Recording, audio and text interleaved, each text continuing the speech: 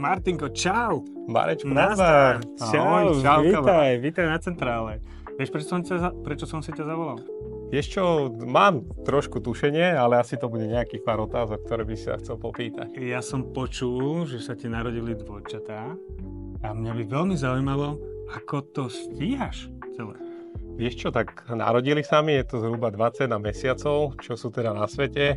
Je to trošku časovo náročné, musím sa priznať, že musíme to so ženou zvládať, ale teda veľká vďaka jej, že mi umožňuje, aby som teda mohol ten biznis robiť naplno.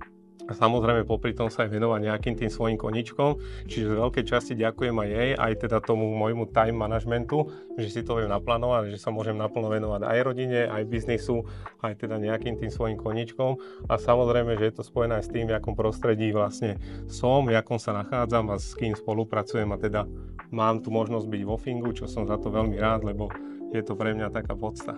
Ty si taký ukecaný slnečok, ale ako dlho odpoveď ďakujem, super. Počúvaj, jak stíhaš, aké máš koničky, aké sú tvoje koničky? Vieš čo, medzi moje koničky teda dlhodobo patril fotbal, lebo tak od 5 rokov som hrával, vyrastal som fotbalom a dneska fotbal vlastne je také moje know-how.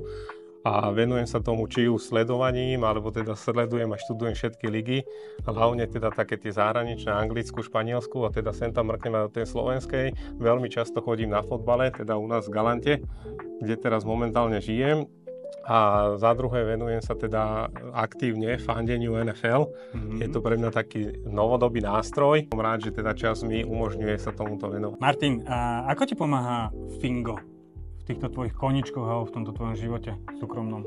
Vieš čo, určite je to tým, že teda je tam silná podpora, čokoľvek človek potrebuje riešiť, má sa na koho obrátiť, má s kým komunikovať, nestane sa ti, že nemôžeš zavolať alebo nemáš prístup, aby si sa niekoho spýtal.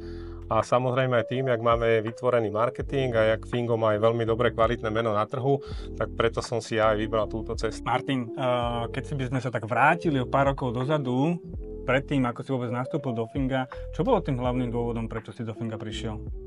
Vieš čo, v prvom rade ja som teda začal v konkurenčnej spoločnosti a hlavne ten prechod bol o tom, alebo teda prečo som ja hľadal zmenu, lebo tam, kde som bol, som sa necítil slobodný a nemohol som sa realizovať ako sám človek.